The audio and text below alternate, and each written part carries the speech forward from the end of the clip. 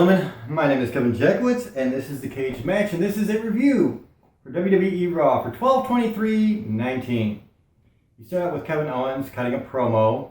He's talking about Seth Rollins and the AOP and all of that. He gets interrupted by Mojo Rawley, who's still pissed off because he got hit by a lead pipe Kevin Owens had a week or two ago. So it turns into a match between Owens and Rawley, a no DQ match.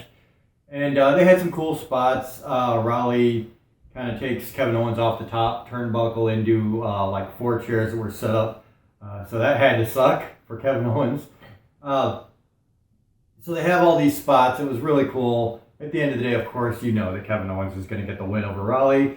But it was good, man. It was actually better than I thought it was going to be because, you know, Rawley I haven't really seen a whole lot of. But it worked.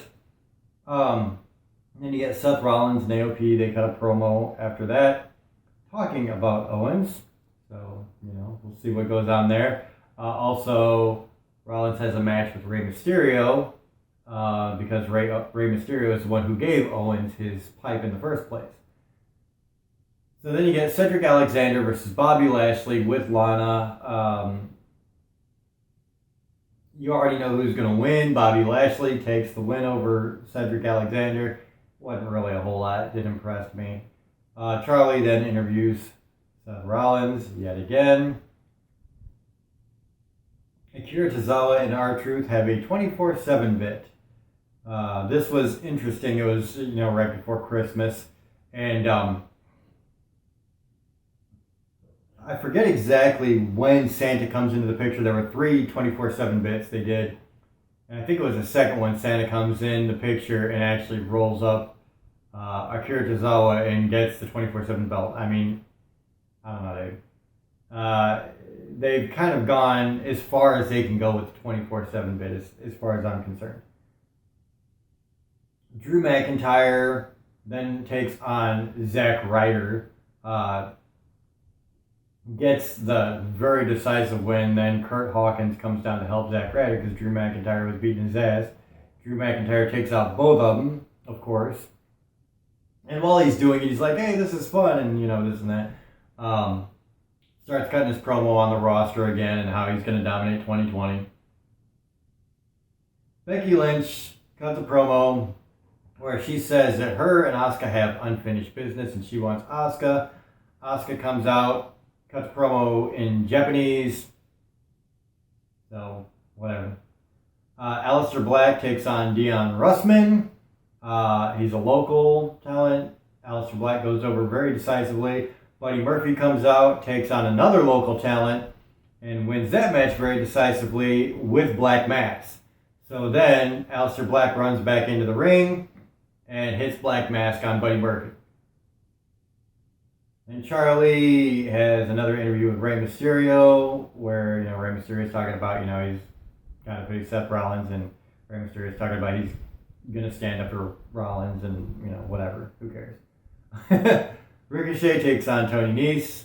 You kind of know who is going to win this one, too. Ricochet, of course, goes over Tony Nese. I thought this was interesting. Charlotte Flair takes on Chelsea Green. Haven't seen Chelsea Green anywhere for a while. I know she was out on an injury, and I haven't seen her in NXT. So, yeah, she just pops up on Raw and has a pretty good match. Of course, Charlotte Flair goes over, but it was decent, man. I think it made Chelsea Green look good as well as Charlotte Flair. So then you get the 24/7 bit part 2, which is where Santa actually wins the 24/7 belt from Akira Tozawa. Then you get Randy Orton and the Viking Raiders take on the OC. The OC win again, like they're really pushing the OC at this point, and maybe it's because all these guys are going to retire at some point sooner rather than later. Who knows? But yeah, man, they're booking the OC to look very strong over everybody. So yeah, they go over Randy Orton and Viking Raiders. Then you get a Street Profits promo doing their thing. Not much has changed there. Then you get Rowan versus Travis Horn, which, again, is another local guy. I mean, this is, 3 or 4 local guys that they've had during the show that have just been squashed. I mean, for one show, maybe 1 local guy per show. This is like 4 in this one show. Rowan goes over Travis Horn decisively. who cares? Like, seriously, who gives a shit? Then you get 24/7 Bit Part 3 where R-Truth wins the belt. Then the referee, he's like, you know, screw this, because R-Truth and Akira Tozawa start bickering back and forth. Like, and the referee's just like, you know what, it's Christmas, and moral of the story is, be nice. Whatever. Honestly, just whatever. And then you get Rusev, who cuts a promo, takes on No Way Jose, of all people. Gets the decisive win, of course. You already know that's going to happen. Yeah, so it was pointless. It was just pointless. And then you finish with what I thought was probably the most interesting part of the show, which is the match between Seth Rollins and Rey Mysterio. AOP interfered in the match, of course, so that's how Rey Mysterio wins and keeps the belt.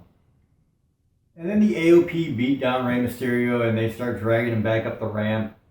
And they go to the commentators' table, where all the commentators leave except for Samoa Joe, who stands his ground and winds up getting his own self beat down by the AOP as well. Seth Rollins curb stomps Rey Mysterio up on the stage, and then the AOP throws Samoa Joe through the announce table. So you have to believe that Samoa Joe is coming back to action and is going to be a face taking on the AOP, which I think is really good. So, overall, let's take a look at this and see what we got. Actually, it's surprisingly not a bad beginning, considering it had Mojo Rawley. Not too bad.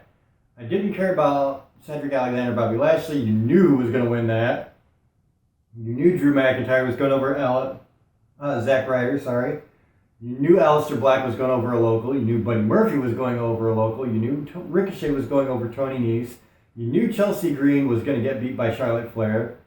You knew Rusev was going over No Way Jose. So really the only two matches you didn't know the ending to were the OC Randy Orton Viking Raiders match and the Seth Rollins Rey Mysterio match.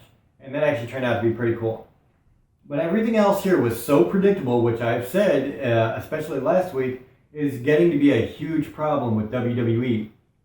And now it's a massive problem because, honestly, you have 1, 2, 3, 4, 5, 6, 7 matches, at least, that I wrote out the winner before the match started. And I said I was doing that last week. If I can do that, it's a massive problem. You should not be able to do that. So that sucked. Honestly, it just sucked.